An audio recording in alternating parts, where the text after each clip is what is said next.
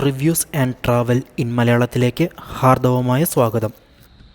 Hi friends, ഇതെന്താണെന്ന് മനസ്സിലായോ?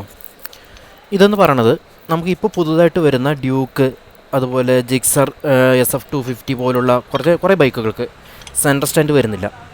അപ്പോൾ അത്തരം ബൈക്കുകളുടെ റിമ്മൊക്കെ കഴുകുമ്പോൾ അതല്ലെങ്കിൽ നമുക്ക് ചെയിൻ ലൂബ് ചെയ്യുമ്പോഴൊക്കെ ഭയങ്കര ബുദ്ധിമുട്ടാണ് സെൻറ്റർ സ്റ്റാൻഡിനകത്ത്. കാരണം വീലൊക്കെ കറക്കിയെടുത്ത് ചെയ്യാൻ കഴിയില്ല. അപ്പോൾ അതിനുപയോഗിക്കുന്ന ഒരു സാധനം എന്ന് പറയുന്നത് പെഡോക്ക് സ്റ്റാൻഡാണ്.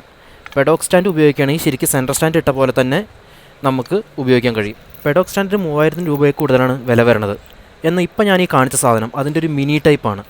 ഈ സാധനത്തിന് വരുന്ന വില എന്ന് പറഞ്ഞാൽ 1000-നും 1500 ഇടയ്ക്കാണ്. ഇതെങ്ങനെ ഉപയോഗിക്കണമെന്ന് കാണിച്ചു തരാം കേട്ടോ. ഇത് ജസ്റ്റ് ടയറിൻ്റെ അടിക്ക് വയ്ക്കുക. ചെറിയ 2 വീലുകളുള്ള ഭാഗം ടയറിൻ്റെ ഭാഗത്തേക്ക് വയ്ക്കുക. എന്നിട്ട് പതിയെ വണ്ടിയെ അതിൻ്റെ മുകളിലേക്ക് തള്ളിക്കയറ്റണം. ഒന്ന് ശ്രദ്ധിക്കണം, അത് കയറ്റുമ്പോൾ വളരെ കറക്റ്റായിട്ട് ഇരിക്കണം അതിൻ്റെ മുകളിൽ.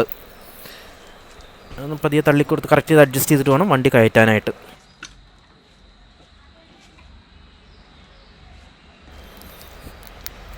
ഇതുണ്ട്, ഇങ്ങനെ കറക്റ്റ് ചെയ്തിട്ട് പിന്നെ സൈഡ് സ്റ്റാൻഡിൽ തന്നെ വണ്ടി നിർത്താം. ഇങ്ങനെ നിർത്തി കഴിയുമ്പോൾ ആ വണ്ടി ഇപ്പോൾ നിൽക്കുന്ന 2 റോഡുകളും റൊട്ടേറ്റ് ചെയ്യാൻ പറ്റുന്നതാണ്.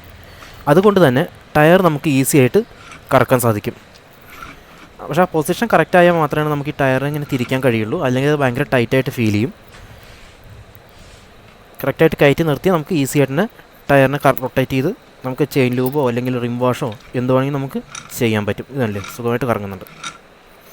ഇത് ഇങ്ങനെ ചെയ്യുമ്പോൾ നമുക്ക് ടയറിന് തേയ്മാനമൊന്നും വരില്ല. ഒരു കാര്യം പറയാൻ വിട്ടുപോയി, ഞാൻ ചെയ്യുന്ന ഒരു പ്രൊഡക്റ്റുകളും പെയ്ഡ് റിവ്യൂകളല്ല കേട്ടോ.